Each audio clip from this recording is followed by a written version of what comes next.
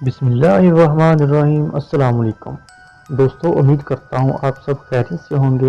دوستو، آج کی ویڈیو دو چہروں والا شخص ہے جس کی کہانی ہم آپ کو بتانے جا رہے ہیں، جس کا نام ایڈورڈ مورڈیک تھا۔ دوستو، کیا آپ 19ویں صدی کا دو چہروں والے شخص کے بارے میں جانتے ہیں جس نے اپنے دوسرے چہرے کی وجہ سے 23 سال کی عمر میں خودکشی کر لی تھی؟ دنیا میں عجیب الخلقت انسانوں کی کئی کہانیاں مشہور ہیں۔ انہی میں سے ایک پر اسرار کہانی ایڈورڈ مورڈیک کی ہے، جس کے سر کی اگلی اور پچھلی دونوں طرف چہرے تھے، اور اگرچہ عقبی جانب والا چہرہ بولتا نہیں تھا لیکن سرگوشیاں اور آنکھوں سے اشارے ضرور کرتا تھا۔ دوستو، کہا جاتا ہے کہ ایڈورڈ برطانیہ کے ایک نواب خاندان میں پیدا ہوا، اور اگرچہ وہ سامنے سے دیکھنے پر بہت خوش شکل نظر آتا تھا لیکن اس کے سر کے پچھلی طرف والا چہرہ بہت بد شکل تھا۔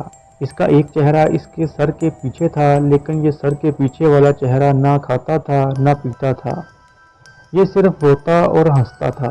ایڈورڈ نے کافی دفعہ ڈاکٹروں سے گزارش کی کہ میرے سر کے پچھلی جانب والا چہرہ آپریشن کر کے ہٹا دیا جائے، یہ رات کو مجھے سونے نہیں دیتا، یہ رات کی خوفناک قسم کی سرگوشیاں کرتا ہے، لیکن ڈاکٹرز نے یہ آپریشن کرنے کا رسک نہ لیا کیونکہ اس آپریشن میں اس کی جان بھی جا سکتی تھی۔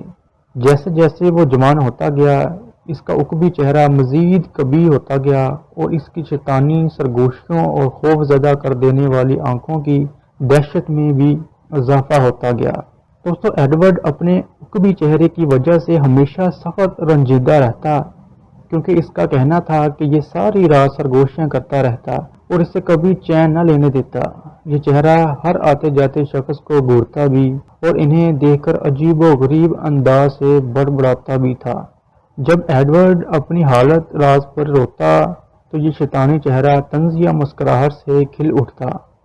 ایڈورڈ نے اپنی تکلیف سے دل شکستہ ہو کر بالآخر 23 سال کی عمر میں زہر کھا لیا اور ایک خط چھوڑا جس میں کہا گیا تھا کہ اس کے عقبی چہرے کو تدفین سے پہلے کاٹ کر علیحدہ کر دیا جائے تاکہ وہ قبر میں اس کے شر سے محفوظ رہ سکے۔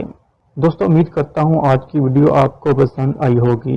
اگر پسند آئے تو کمنٹ میں رائے ضرور دیجیے گا اور اپنا اور اپنے بڑوں کا خیال رکھیے گا۔ اللہ حافظ۔